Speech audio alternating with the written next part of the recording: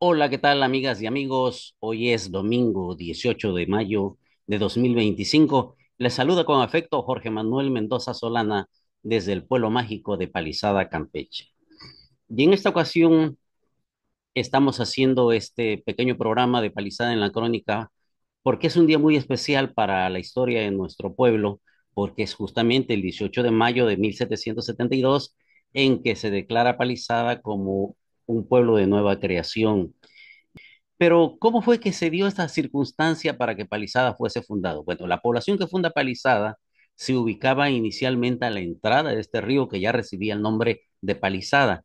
Palizada es un brazo del río Usumacinta, el más caudaloso que hay hasta en nuestros días en el país.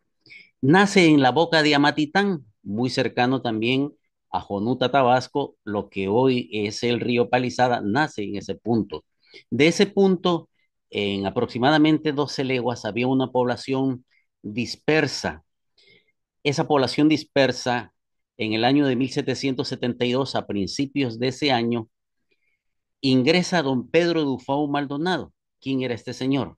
Don Pedro Dufau Maldonado era prefecto político en el estado de Tabasco, a quien el virrey de la Nueva España, es decir, el virrey de México, le pidió que se hiciera cargo del presidio del Carmen, es decir, de gobernar el presidio del Carmen.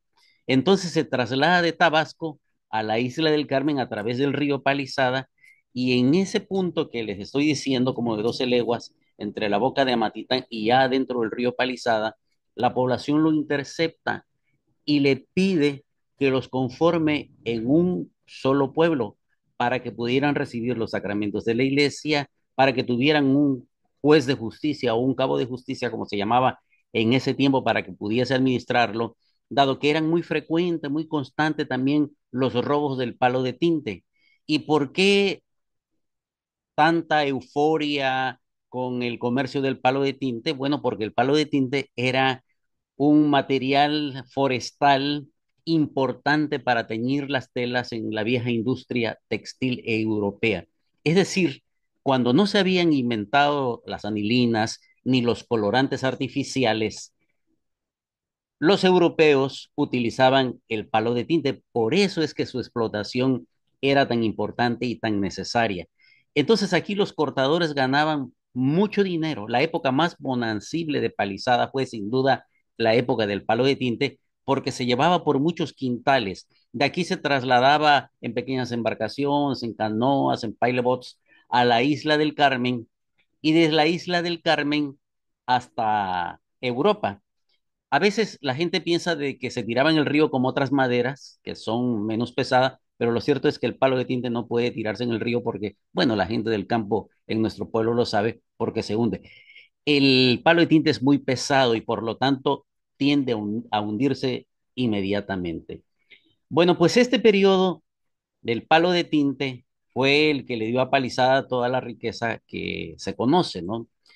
Bien, es importante decir que don Pedro Fuego Maldonado no funda inmediatamente el pueblo, sino que regresa hasta el 12 de marzo de ese mismo año y del 12 al 21 lleva a cabo la fundación, aproximadamente 9 días, ¿no? En esos 9 días de la fundación se decide el punto donde se va a hacer la construcción del pueblo, que es donde está hoy, que era el cruce de Tres Ríos. ¿Qué significaba Tres Ríos? Era el río Palizada que ustedes están viendo ahora en pantalla, llegaban al río Viejo, que próximamente va a estar ahí señalado ya, y la continuación a la isla del Carmen. Ese cruce se llamaba Tres Ríos, porque era la parte de loma más alta que había en el lugar. Posteriormente se decide la parte que se iba a dedicar para el pastoreo de ganado, que se escogió la isla de San Isidro, lo que ahora es la isla de San Isidro, que anteriormente también se llamaba así, pero que se decidió que fuera esa parte.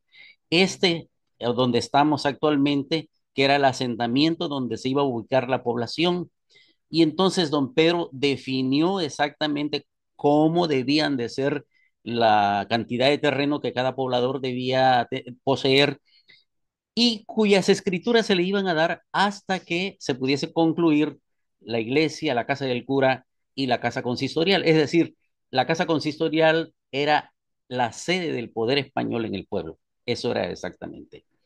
Y entonces lo fundan los españoles y lo primero que hacían era evangelizar a la población.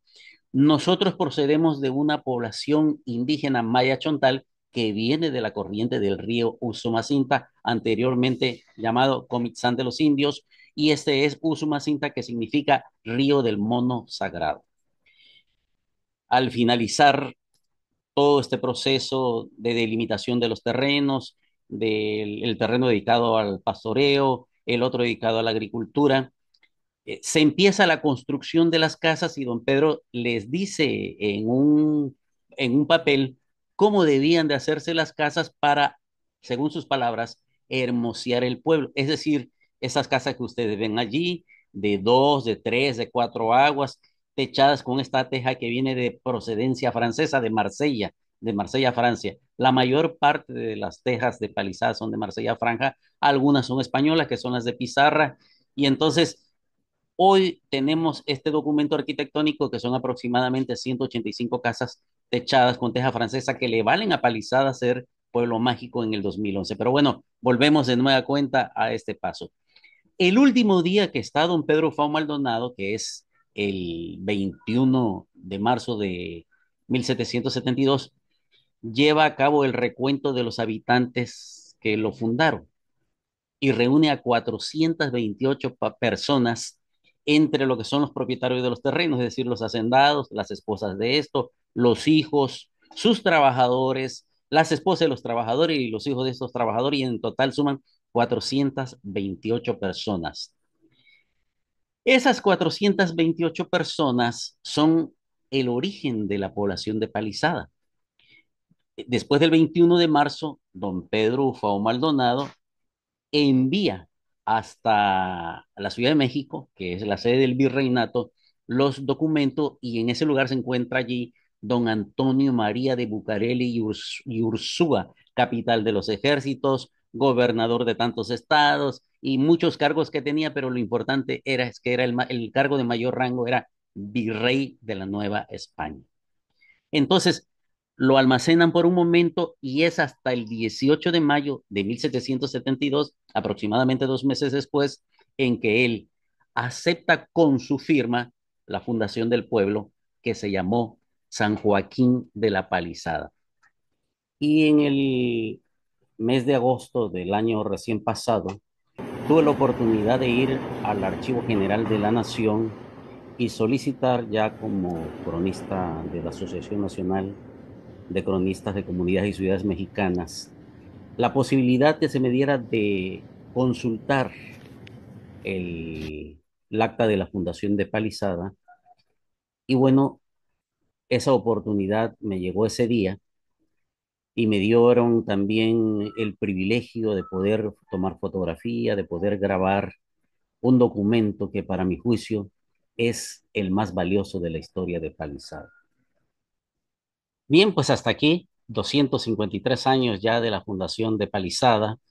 Y antes de despedir el programa, quisiera enviar mis felicitaciones a mi querida amiga Marta Arcos Hernández, que ayer estuvo de manteles largos y mole a la mesa. Así que, querida amiga, feliz arribo a este sexto piso de la vida.